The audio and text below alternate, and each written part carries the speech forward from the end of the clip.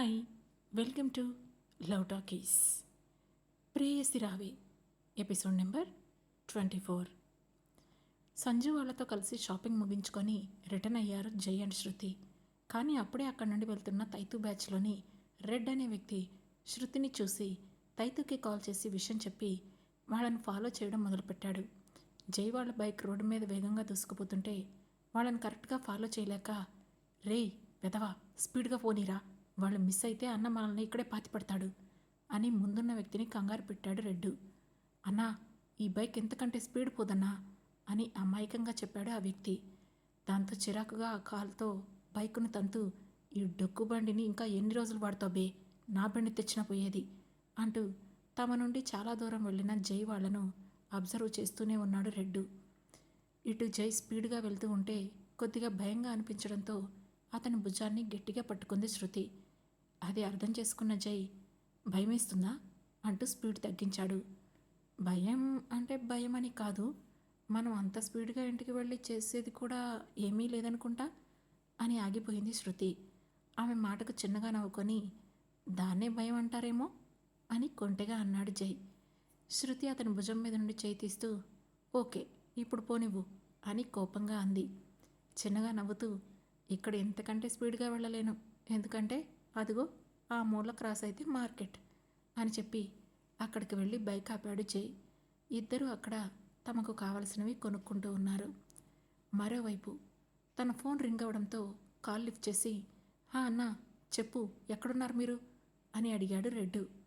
నువ్వు పంపిన లొకేషన్ని ఫాలో చేస్తున్నాం, ప్రస్తుతానికి నీకు ఒక 2 కిలోమీటర్ల దూరంలోనే ఉన్నాం అని ఆగిపోయి, అవును ఇంతకు ఆ బైక్ కనిపిస్తుందా నీకు లేదా అని అడిగాడు తైతు. ఇప్పుడే మార్కెట్ వైపు వెళ్ళినట్లున్నారు అని అంచనా వేస్తూ చెప్పాడు రెడ్డు. ఉన్నారు ఏంట్రా, వాళ్ళు కనిపించడం లేదా? ఈరోజు అది మిస్ అయిందంటే నా కొడక నేను చంపి పోగులేస్తా అని బెదిరించి కాల్ కట్ చేశాడు తైతు. దాంతో ఒరేయ్ తొందరగా పోనీబే అని మళ్ళీ ముందున్న వ్యక్తిని కొట్టాడు రెడ్డు. ఒక్కొక్క వెజిటబుల్ని చేతిలోకి తీసుకొని జాగ్రత్తగా చూస్తూ అదెంత ఇదెంత అని బేరాలాడుతూ ఉంది శృతి.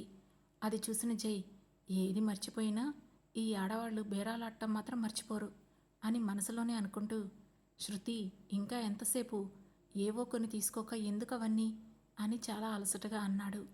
అతని వైపు చూసి, ఏది పడితే అది తింటే హెల్త్ కూడా మనతో ఎలా పడితే అలా చేస్తాడుతుంది, వెయిట్ అని ఎదురుగా ఉన్న టమాటా బుట్ట మీద చెయ్యి వేసింది శృతి. ఓ మై గాడ్, ఈమె ఇప్పుడే ఇలా ఉందంటే గతం మర్చిపోకముందు పెద్ద షెఫ్ అయి ఉంటుంది అని మనసులోనే అనుకొని బైక్ హ్యాండిల్ మీద చేతులు వేసుకొని ముందుకు చూస్తూ ఉన్నాడు జై. అప్పుడే అతని చూపు కొంచెం దూరాన ఉన్న ఒక పెద్ద పువ్వుల షాప్ మీద పడింది. ఆ అందమైన పువ్వులను చూడగానే జై మనసులో అతని ప్రమేయం లేకుండానే ఒక ఆలోచన పుట్టింది. దాని ఫలితంగా వాటిలోని ఒక్కొక్క పువ్వుని చూస్తూ మళ్ళీ శృతి వైపు తిరుగుతున్నాడు జై. ఇప్పుడు అతని మనసులో ఇంతకుముందు షాపింగ్ మాల్లో శారీలో ఉన్న శృతి రూపం కనబడింది. ఆమె సిగ్గుగా తన వైపు నడుచుకుంటూ వస్తుంటే అతను అక్కడున్న రకరకాల పువ్వులను ఆమె జడలో పెడుతున్నట్లుగా ఊహల్లో తేలిపోతున్నాడు.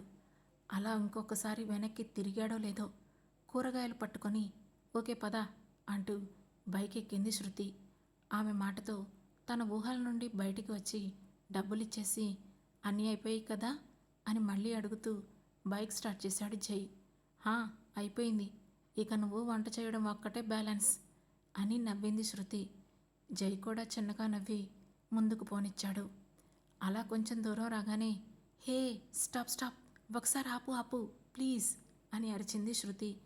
దాంతో అయోమయంగా ఆమె వైపు చూస్తూ బ్రేక్ నొక్కి, ఏమైంది అని అడిగాడు జై. అక్కడున్న ఫ్లవర్ షాప్ వైపు చూపిస్తూ, ఎంత బ్యూటిఫుల్గా ఉన్నాయో చూడు ఆ ఫ్లవర్స్, నాకు కొనిపెట్టవా ప్లీజ్ అని కొంచెం క్యూట్గా అడిగింది శృతి. కోఇన్సిడెన్స్ అనాలో లేకపోతే అతని మనసుని ఆమె చదివేసింది అనాలో తెలియదు, కానీ ఆమె ఆ మాట అనగానే ఒక క్షణం ఆమెను చూస్తూ ఉండిపోయాడు జై. హలో ఫ్లవర్స్ అంటూ అతని ముఖాన ఒక చిటికే వేసింది శృతి. దాంతో తన ఆలోచనల నుండి బయటకు వచ్చి అటువైపు చూసిన జైకి చాలా రకాల ఫ్లవర్స్ ఒకదాని తర్వాత ఒకటి అందంగా పేర్చి కనిపించాయి. అప్పుడే జాగ్రత్తగా గమనించిన అతనికి మరో విషయం అర్థమైంది. అదేంటంటే నిజానికి అది ఒక ఇల్లు. కానీ దాని ముందున్న ప్లేస్లో ఒక రేకుల షెడ్ వేసి ఆ నీడలో ఆ పువ్వులను చాలా నీట్గా అరేంజ్ చేశారు అని. అవి చూడడానికి ఎంత బాగున్నాయంటే ఒక్కొక్క పువ్వు నవ్వుతూ అందరినీ వెల్కమ్ చెబుతున్నట్లుగా అనిపిస్తుంది. "ఉమ్, సరే తీసుకో" అని జై చెప్పగానే ఫ్లవర్స్ వైపు నడిచింది శృతి. అక్కడున్న ఫ్లవర్స్ను ఒక్కొక్కటిగా పట్టుకొని చూస్తూ ఉంటే ఎదురుగా ఉన్న షాపు ఓనర్ వాటి ధరలు చెబుతూ ఉంది. ఇంతలో ఒక్కసారిగా అక్కడ ఎవరో పియానో వాయిస్తున్న సౌండ్ వినిపించింది. దాంతో టక్కున తన చేతిలోని ఫ్లవర్స్ను కింద విసిరేసింది శృతి. అది గమనించిన జై వేగంగా బైక్ స్టాండ్ వేసి "ఏమైంది శృతి?" అంటూ కంగారుగా వచ్చి ఆమె పక్కన నిలబడ్డాడు. దాంతో అతని వైపు తిరిగి "జై జై నాకు తలంతా తిరుగుతున్నట్లుగా అనిపిస్తుంది" అని చెప్పింది శృతి. ఇంతలో అక్కడ పియానో శబ్దం అంతకంతకు ఎక్కువవుతోంది. "ఏం జరుగుతోంది? అసలు ఈ సౌండ్ ఎక్కడి నుంచి వస్తుంది?" అంటూ చుట్టుపక్కల అటూ ఇటూ చూడడం స్టార్ట్ చేశాడు జై. అప్పుడే అతనికి ఆ ఫ్లవర్స్ షాప్ వెనకాల ఉన్న గ్లాస్ నుండి లోపల ఒక అబ్బాయి పియానో వాయిస్తూ కనిపించాడు. అతను వాయిస్తున్న కొద్దీ శృతి ఆపమని పెద్ద పెద్దగా అరవటం కూడా మొదలుపెట్టింది. వెంటనే జై శృతి చేతుల్ని పట్టుకొని గట్టిగా తన వైపు లాక్కొని అక్కడే ఉన్న లేడీ ఓనర్ వైపు చూస్తూ "హలో, ఒకసారి అతన్ని ఆపమని చెబుతారా ప్లీజ్" అని అన్నాడు జై. ఒక్కసారిగా మారిపోయిన శృతి వాలకాన్ని చూసిన ఆమె కూడా ఆశ్చర్యంలో ఉండిపోయింది. కానీ జై మాటతో దాని నుండి తేరుకొని "హా సరే" అంటూ టక్కున లోపలికి వెళ్ళింది. కానీ అప్పటికే చాలా ఆలస్యమైంది. ఎందుకంటే "స్టాప్" అని గట్టిగా కేక వేసి అప్పటికే శృతి స్పృహ కోల్పోయి అక్కడ పడిపోయింది. ఏ కదలిక లేకుండా పడిపోయిన శృతిని చూసి "శృతి శృతి ఏమైంది? ప్లీజ్ ఒక్కసారి కళ్ళు తెరు" అని కంగారుగా శృతిని లేపడానికి ట్రై చేస్తూ ఉన్నాడు జై. అప్పుడే అతని చుట్టూ 4 నీడలు కనిపించాయి. దాంతో జై దృష్టి ఒక్కసారిగా ఆ 4 నీడల వైపు మళ్ళింది. అటుగా చూసిన అతనికి తైతు అండ్ గ్యాంగ్ కోపంగా తననే చూస్తూ కనిపించారు. వాళ్లలో ఒక్కడుగు ముందుకు వచ్చిన తైతు "ఈరోజు నా నుండి ఎలా తప్పించుకుంటావో నేను కూడా చూస్తాను" అంటూ కోపంగా జై మెడను పట్టుకున్నాడు తైతు. వాళ్ళు ఆ రోజు శృతిని కిడ్నాప్ చేయడానికి వచ్చిన వాళ్ళని గుర్తుపట్టిన జై "రేయ్, మర్యాదగా చెప్తున్నాను, ముందు ఇక్కడి నుంచి వెళ్ళిపోండి" అని వాళ్ళని బెదిరిస్తూనే శృతిని మేల్కొల్పడానికి ట్రై చేస్తున్నాడు జై. కానీ తైతు మాత్రం అతన్ని పట్టించుకోకుండా తన పక్కనే ఉన్న అసిస్టెంట్ వైపు చూసి "ఏంట్రా, సినిమా చూస్తున్నావా? రా వచ్చి పట్టుకో" అని కోపంగా అరిచాడు. దాంతో ఉలిక్కిపడ్డ అతను ముందుకు వచ్చి జైని రెండో వైపు పట్టుకున్నాడు. వాళ్ళ నుండి తప్పించుకోవడానికి ట్రై చేస్తూ "వదలండిరా, నన్ను వదలండి" అని పెద్ద పెద్దగా కేకలు వేస్తున్నాడు జై. "వదలడం కాదురా, ఈరోజు నిన్ను పైకి పంపిస్తా" అని అంటూనే అంత దూరాన ఉన్న గోడకు విసిరి కొట్టాడు తైతు. దాంతో జై వేగంగా వెళ్ళి ఆ గోడకు ఢీకొనడంతో అతని నోటి నుండి రక్తం బయటికి రావడమే కాకుండా అతను కింద పడిపోవడం వల్ల అక్కడున్న చిన్న చిన్న దుకాణాలు అస్తవ్యస్తమయ్యాయి. జై పైకి లేస్తూ ఉంటే వేగంగా అతని దగ్గరికి వెళ్ళి ఆ గోడకు అదిమిపెట్టి "రేయ్" అని పెద్దగా కేక పెడుతూ "ఆ రోజు కొట్టిన దానికి ఈరోజు వడ్డీతో వడ్డిస్తాన్రా" అని జై ముఖం మీద గట్టిగా కొట్టాడు తైతు. ఆ దెబ్బ పడగానే జై చెంప ఎర్రగా కమిలిపోయింది. అతని ముక్కు నుండి రక్తం కారడం మొదలైంది. అటువైపు మిగిలిన ఇద్దరు శృతిని కారు వైపు లాక్కెళ్తున్నారు. ఇంతలో శృతికి కొద్దిగా మెలకువ రావడంతో మూతలు పడుతున్న కనురెప్పలను వాల్చుకుంటూ "జై జై" అని చేతిని ముందుకు చాచుతూ అరవడం మొదలుపెట్టింది శృతి. శృతి గొంతు వినగానే అతనిలో ఎక్కడి నుండి వచ్చిందో ఆ బలం తెలియదు, కానీ పట్టుకున్న ఆ ఇద్దరి మీద ప్రళయకాల రుద్రుడిలా విజృంభించాడు జై. ఒక చేత్తో తైతూని బలంగా గుద్ది కింద పడేసి కాలితో తొక్కుతూ ఇంకో చేత్తో ఇంకొకటి తల పట్టుకొని అదే గోడకేసి బాదటం మొదలుపెట్టాడు జై. అతని కాళ్ళ కింద ఉన్న తైతూకి సరిగ్గా ఊపిరి ఆడకపోవడంతో తప్పించుకోవడానికి ట్రై చేస్తూ జై కాళ్ళని పక్కకు నెడుతున్నాడు. కానీ అతని అటెంప్ట్ పూర్తి కాకముందే బలంగా అతని ముఖం మీద కొట్టాడు జై. ఆ దెబ్బకి అతని 2 పళ్ళు ఊడి అంత దూరంలో పడడంతో పాటు వాడి ముఖం నిండా రక్తం రంగయ్యింది. చేతిలో ఉన్న వాడిని పక్కనున్న షాప్ పైకి తోసేసి తైతూని కాలితో ఇంకొక తన్ను తన్ని శృతి వైపు పరుగు తీశాడు జై. అతను వెళ్ళేసరికి శృతిని కారులో ఎక్కించి కార్ స్టార్ట్ చేశాడు ఒకడు. అతని పక్కనే ఉన్న రెడ్డు "పోనీరా, త్వరగా పోనీ" అని కేకలు వేస్తున్నాడు. లోపల నుండి శృతి జై జై అని అతని పేరును పిలుస్తూనే ఉంది. తన నుండి దూరంగా వెళ్ళిపోతున్న ఆ కారును చూసి ఏం చేయాలో అర్థం కాక అటు ఇటు చూడడం మొదలుపెట్టాడు జై. అప్పుడు అతనికి కొంత దూరాన కనిపించిన ఒక బండరాయి కనిపించడంతో వెంటనే దాన్ని పట్టుకొని మిగిలిన బలాన్నంతా కూడగట్టుకొని వేగంగా ఆ కారు వెనకాల పరిగెత్తాడు జై. చిరుతులా ముందుకు వస్తున్న అతన్ని చూడగానే రెడ్డూకి చెమటలు పట్టాయి. దాంతో పక్కనే ఉన్న డ్రైవర్ని కంగారు పెట్టబోయాడు. కానీ అంతలోనే ఆ డ్రైవర్ గాడి ముఖం పగిలి దాని నుండి చిమ్మిన రక్తం రెడ్డు ముఖం మీద పడింది. డ్రైవర్ చేయి జారిపోవడంతో కారు అదుపు తప్పి అక్కడే ఉన్న ఒక చెట్టుకు గుద్దుకుంది. అది చూసిన రెడ్డు ఫాస్ట్గా దిగి బతుకుంటే బలుసాక తిని బతకొచ్చు దేవుడా అనుకుంటూ పిచ్చుకుక్క తరిమినట్లు పరిగెత్తాడు. ముఖం నుండి కారుతున్న రక్తాన్ని ఒక చేత్తో తుడుచుకొని శృతిని తన చేతిలో పట్టుకొని వేగంగా రోడ్డు వైపు నడిచాడు జై. ఇదిలా ఉండగా మరోవైపు విజయ్ తన కంప్యూటర్ ముందు కూర్చొని ఏదో ఫైల్ని చాలా తీక్షణంగా చూస్తున్నాడు. అప్పుడే అక్కడికి వచ్చిన సూరజ్, సార్, ఆ 7th కాలనీ రాబరీ కేసు గురించి ఒక ఇన్ఫో దొరికింది అని చెప్పాడు. అతని వైపు కూడా చూడకుండానే ఓకే, దాన్ని నేను ఫాలో అప్ చేస్తాను కానీ అంటూనే తలెత్తి, ఎంతకు ఆ తైతు అండ్ గ్యాంగ్ గురించి ఏమైనా తెలిసిందా అని అడిగాడు విజయ్. ఒక చిన్న నిట్టూర్పు శ్వాస వదులుతూ, ఇంకా లేదు సార్, నిన్నటి నుండి వాళ్ళలో ఒక్కడు కూడా ఇంటికి రాలేదట, నా ఇన్ఫార్మర్ చెప్పాడు అని సమాధానం ఇచ్చాడు సూరజ్. కుర్చీలో నుండి పైకి లేస్తూ, మనం వెళ్ళినప్పుడు లేరు, ఇప్పటికీ రాలేదు. చుట్టుపక్కల వాళ్ళని అడిగితే వాళ్ళు కనబడక వారం అవుతుంది అంటున్నారు అని కొంచెం ముందుకు వస్తూ, అసలు ఇన్ని రోజులు వాళ్ళ ఇంటికి రాకుండా ఏం చేస్తున్నట్లు? ఒకవేళ మహిత వాళ్ళ దగ్గరే ఉంటుందా, అందుకే వాళ్ళు బయటికి రావడం లేదా అని అనుమానంగా అంటూ సూరజ్ వైపు చూశాడు విజయ్. అతని కళ్ళలోకి చూసి, మేబీ, కానీ సార్, ఆమె మిస్ అయిన రాత్రి వాళ్ళు ఆ రోడ్డు మీద పడిపోయి ఉన్నారు కదా, అది కూడా ఒళ్ళంతా గాయాలతో అని తన మనసులో ఉన్న ఆలోచనను చెప్పాడు సూరజ్. అవును అన్నట్లుగానే తలను ఆడిస్తూ, కానీ ఏదైనా కానీ వీళ్ళకి మహిత మిస్ అవ్వడానికి అండ్ అలాగే ఆ జైకి ఇవన్నీ లింక్ అనిపిస్తుంది నాకు అని ఆగిపోయి సూరజ్ వైపు తిరిగి, ఇంతకీ వీళ్లల్లో ఒకరి ఫోన్ నెంబర్ అయినా కలిసిందా అని అడిగాడు విజయ్.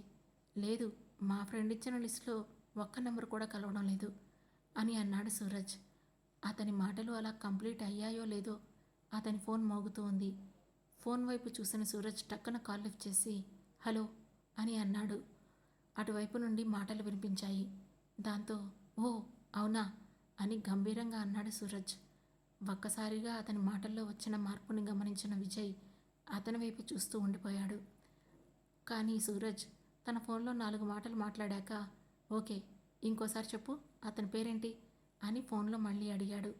ఆ వైపు నుండి సమాధానం రాగానే, ఓకే, మేం చూసుకుంటాం, నువ్వు జాగ్రత్త, టేక్ కేర్ అని చెప్పి కాల్ కట్ చేశాడు సూరజ్. ఏమైంది సూరజ్, ఎనీ అప్డేట్ అని ఆత్రంగా అడిగాడు విజయ్ ఫోన్ని పాకెట్లో పెట్టుకుంటూ. సార్, ఆ తైతు వాళ్ళ గురించి ఒక ఇన్ఫర్మేషన్ తెలిసింది అని అన్నాడు సూరజ్. ఏంటి అని టక్కున అడిగాడు విజయ్. వాళ్ళు కొంత టైం క్రితం వరకు మధుసూదన్ అయ్యర్ అనే ఒక పర్సన్ కోసం పనిచేసేవారట. ఇప్పుడే నా ఇన్ఫార్మర్ కన్ఫర్మ్ చేశాడు అని జవాబిచ్చాడు సూరజ్. అతను చెప్పిన పేరుని రిపీట్ చేస్తూ, అసలు ఈ మధుసూదన్ ఎవడు అని అనుమానంగా అడిగాడు విజయ్. ఒక క్షణం ఆలోచించిన అతనికి, ఇతను కూడా మహేంద్రనాథ్ లాగానే ఒక పెద్ద బిజినెస్ మ్యాన్ సార్ అని జవాబిచ్చాడు సూరజ్. సడన్గా ఇతను ఎందుకు వచ్చాడు సీన్లోకి అని మనసులోనే అనుకుంటూ, ఒకసారి మహేంద్రనాథ్కి కాల్ చేయి, ఈ విషయం ఆయనకు చెప్తే ఆయన మనకి ఏదైనా క్లూ ఇచ్చే ఛాన్సెస్ ఉంటాయి అని అంటూ సూరజ్ వైపు చూశాడు విజయ్. దాంతో వెంటనే తన ఫోన్ తీసి ఓకే సార్ అని మహేంద్రనాథ్ నెంబర్కు డయల్ చేశాడు సూరజ్. మరోవైపు జై వాళ్ళ ఇంట్లో కంగారుగా పిలుస్తూ, జై రేయ్ ఎక్కడున్నావురా అంటూ లోపలికి వచ్చాడు సత్య. అతని వెనకాలే వేగంగా లోపలికి అడుగుపెట్టింది సంజు. వాళ్ళ మాటలు విని బెడ్రూమ్లో ఉన్న జై బయటికి వచ్చి, సత్య అంటూ బాధగా అతని వైపు నడిచాడు. అతన్ని చూస్తూనే, ఇప్పుడు శృతికి ఎలా ఉందిరా అని ఆందోళనగా అడిగాడు సత్య. వేగంతో పరిగెడుతున్నా తన గుండెను కంట్రోల్ చేసుకుంటూ, ఇంతకుముందే జయ వచ్చిందిరా, చెకప్ చేస్తోంది అని సమాధానం ఇచ్చాడు జై. దాంతో అయోమయంగా జై వైపు చూస్తూ, అసలు అసలు ఇదంతా ఎలా జరిగిందన్నయ్య? వచ్చేటప్పుడు బాగానే ఉంది కదా, మధ్యదారిలో ఏం జరిగింది? మీ నోస్ మీద ఆ బ్యాండేజ్ ఏంటి? అని కంగారుగా ప్రశ్నల మీద ప్రశ్నలు అడుగుతూ ఉంది సంజు. దాంతో ఒక చిన్న శ్వాస లోపలికి పీల్చుకొని జరిగింది మొత్తం వివరించాడు జై. అంతా విన్న సత్య అండ్ సంజు ఒకరి ముఖాలు ఒకరు చూస్తూ నమ్మలేనట్లుగా కనిపించారు. అప్పుడు జై ముఖంలో భయం కంగారు కొట్టొచ్చినట్లుగా కనిపిస్తున్నాయి. దాంతో అతన్ని కూల్ చేస్తూ, డోంట్ వరీరా, శృతికి ఏమీ కాదు, షీ విల్ బి ఫైన్ అని ఓదార్చాడు సత్య. అయినప్పటికీ కూడా జై ముఖంలో టెన్షన్ తగ్గలేదు. సత్య మళ్ళీ ఏదో అనబోతూ ఉంటే వద్దు అన్నట్లుగా భుజం మీద చెయ్యి వేసింది సంజు. ఆమె వైపు వింతగా చూస్తూ ఏంటి అని కళ్ళతోనే సైగ చేశాడు సత్య. సంజు జవాబివ్వడానికి ముందే బెడ్రూమ్ నుండి జియా పిలుస్తున్నట్లుగా వినిపించడంతో ఇప్పుడే వస్తాను అని వాళ్లను అక్కడే ఉండమని చెప్పి ఒకే ఒక్క అడుగుతో లోపలికి వెళ్ళిపోయాడు జై. అతను వెళ్ళిపోగానే అక్కడున్న సోఫాలో కూర్చొని కమ్ సిట్ హియర్ అని సంజు వైపు చూసి సైగ చేశాడు సత్య. దాంతో వెళ్ళి సోఫాలో కూర్చుంటూ సత్య, డూ యూ అబ్జర్వ్ సంథింగ్ అని ఆగిపోయింది సంజు. దాంతో ఏమీ అర్థం కానట్లుగా ఆమె వైపు చూస్తూ వాట్ అని తిరిగి ప్రశ్నించాడు సత్య. ఇంతకుముందు మాటలన్నీ గుర్తు చేసుకుంటూ నాకెందుకో జై అన్నయ్యలో చిన్న మార్పు కనిపిస్తోంది అని మెల్లగా చెప్పింది సంజు. చేంజా? నో వే, నాకేం అలా అనిపించలేదే అని తాపీగా అన్నాడు సత్య. లేదు, మేబీ నువ్వు సరిగ్గా అబ్జర్వ్ చేసుండవు. ఇప్పటి వరకు శృతికి 2-3 సార్లు అలా జరిగింది, కానీ ఎప్పుడూ కూడా జై అన్నయ్య ఇంతలా రియాక్ట్ అవ్వలేదు. కానీ ఈరోజు కాసేపటి క్రితం నువ్వు గమనించావా, నువ్వు కామ్ డౌన్ అని చెప్పినా కానీ ఇంకా అలానే ఉండిపోయాడు అని అంది సంజు. ఆమె మాటలతో జరిగింది మొత్తం గుర్తు చేసుకున్నాడు సత్య. కొన్ని క్షణాలు ఆలోచించి అతనికి సంజు మాట్లాడే దాంట్లో లాజిక్ ఉందనిపించింది.